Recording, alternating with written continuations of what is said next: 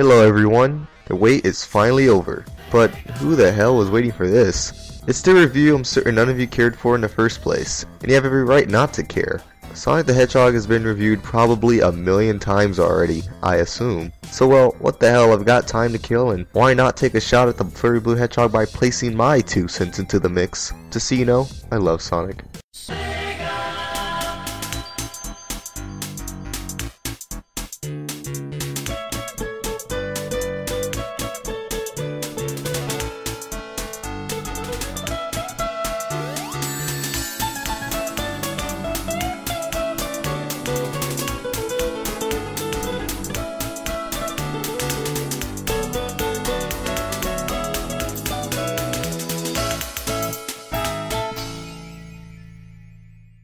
As we go back to a time of blast processing and Nintendo power, Nintendo basically owned the market with a fat bastard of a plumber named Mario, a name given by the Einstein of the gaming industry. Do you really have to ask who that is? Well, it's none other than Shigeru Miyamoto. But an interesting fact about the origins of the plumber's name is how he got it in the first place.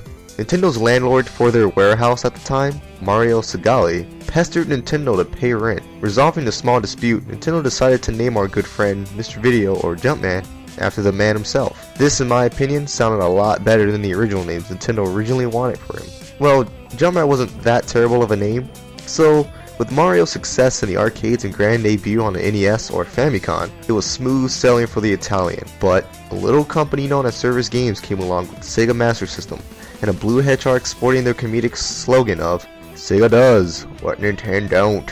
But jokes aside, Sega actually dropped the killer app, and at a time placed him as the head of the industry. So as unbiased as a Sonic fan could be, did Sonic's first outing really live up to all the hype? Well, it did in '91.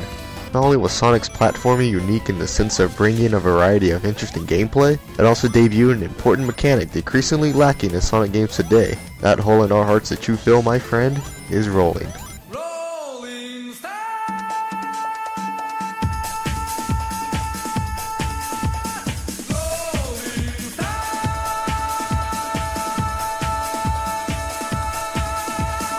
Rolling was so much fun. Picking up enough speed while knowing the perfect times to hold down guaranteed you were in for some big air. This, in my opinion, created a sense of depth and player skill when discovering hidden routes. I'm still finding new ones till this day because of it. Oh yeah, and another point I'd like to address in regards to the game is its design philosophy. What is that design philosophy, you might ask? If you are a Sonic fan and you haven't been removed from society, I think you'd agree the majority of Sonic fans' favorite platforming first, with speed as a reward, or are we the minority now? In the classic titles, Sega did an excellent job in balancing the two, and it's satisfying to know they hit it out the park on their first attempt. You really get an understanding of the direction Sega was going for in their level design. Having a game play out through 6 zones, Green Hill Zone, an intro stage I'm sure we've all seen way too many times, Marble Garden Zone, a zone that focused more on platforming compared to the previous one, Spring Yard Zone, and Roller's Fantasy. You got springs, steep inclines, and a zone designed with a bouncier feel in mind. Then Labyrinth Zone, an underwater maze that pushes up the tension, especially when you first hear the drowning theme. Can you imagine how you felt the first time you heard it? I almost had a goddamn heart attack. Starlight Zone, an act that cranked up the speed with extended loops and an overabundance of fans to propel you forward. And then finally Scrapyard Zone, a fitting final stage that cranked difficulty to near insanity, because boy is it hard. So as a total package, 6 zones doesn't sound like too much to ask, right? But each zone consists of 3 acts, and this can feel rather drained out, or drawn out in some instances.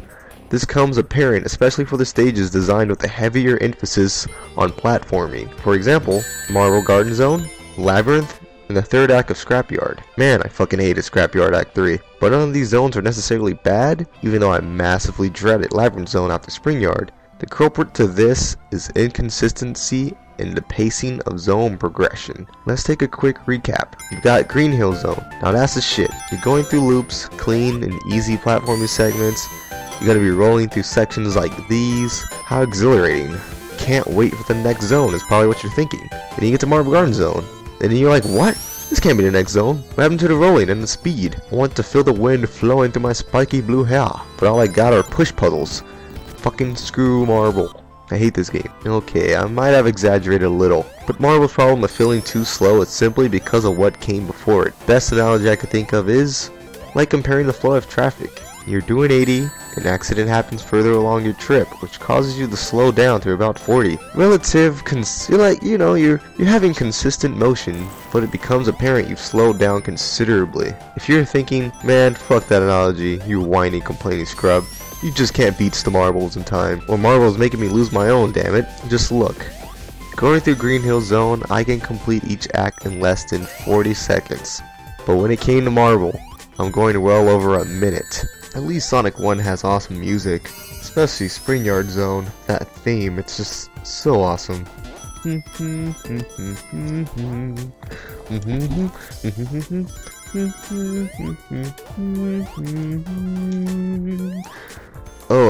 Sorry about that. Well, as I was saying, Sonic 1 suffers more from pacing, but the overall gameplay makes up for it. Controls are responsive, each zone has personality, and carries a unique characteristic that allows players to remember them by. Even with the minor gripes about Marble and Labyrinth, Starlight Zone, Green Hill, and Spring Yard just do it for me when playing through it. Interesting how Sega did that, don't you think? 3 slower, more platform-based zones, and 3 faster ones. It all makes sense now. But wait, I forgot to mention the pain-inducing Scrapyard Zone. One word to describe the entire level. Hard. Actually 2. Fucking hard. Which is fitting, but damn is it hard. Yeah, I was really pissed going through this stage. This has to be one of the hardest Sonic games also. It's the only one I've ever gotten a game over on. That's saying a lot. But minor complaints aside, Sonic 1 is still a decent game and it lives up to the hype that it did back in '91. I'd say check it out if you haven't already. Hell, it's been out for about 21 years. Why the hell haven't you played it yet? Well, thanks for tuning in, and iZZi out.